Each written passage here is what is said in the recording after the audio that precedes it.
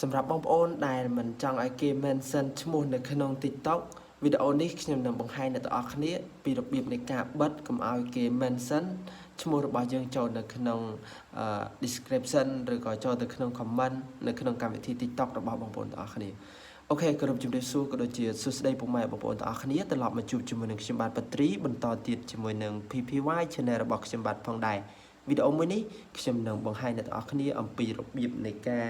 บัดมันเอาในนาเกมมันเนี่ยเมนเซนชั่วโมงระบายเยอะนั้นในขนมการวิธีติ๊กต็อกจังบัดนั้นบางคนเอาคนนี้มันทานในนาเกติคือยังไอ้กำนัดในการบัดบานยม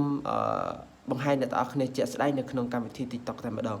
โอเคจำเป็นตัวบางคือยังเตยโจในขนมการวิธีติ๊กต็อก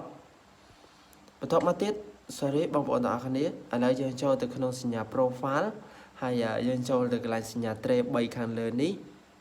โอเคในไปได้ยังจุดกลางสัญญาเทรใบหายในตัวอักนี้นั่งขึ้นมุม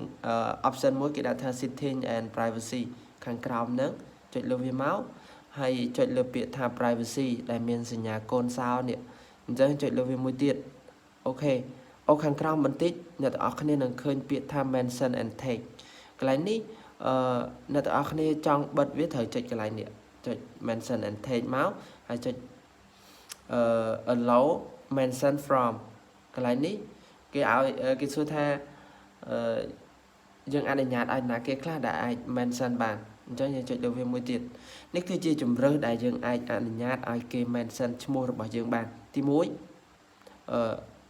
គេដាក់ថា everyone អញ្ចឹងមានន័យថាគេគ្រប់គ្នាគឺអាច mention ឈ្មោះយើងបានគ្រប់គ្នាទាំងអស់គឺអាច mention ឈ្មោះរបស់យើងនៅក្នុងកម្មវិធី TikTok បានហើយមួយទៀតគឺ people you follow អ្នកដែលយើង follow ហើយមួយទៀត friend យើង follow គេ follow យើងឬក៏គេ follow យើង follow គេហ្នឹងគេហៅថា friend គឺអាចនិយាយបានថាគឺអាច mention ឈ្មោះយើងបានប៉ុន្តែចំណុចនៅក្នុងវីដេអូមួយនេះគឺចង់និយាយចំណុចខាងក្រោមគេនេះគឺអាចនិយាយបានថាយើងបិទមិនឲ្យណាគេម្នាក់សំបីតែម្នាក់ក៏មិនអាច mention ឈ្មោះយើងបានដែរគឺយើងជ្រើសរើសអាក្រោមគេនេះ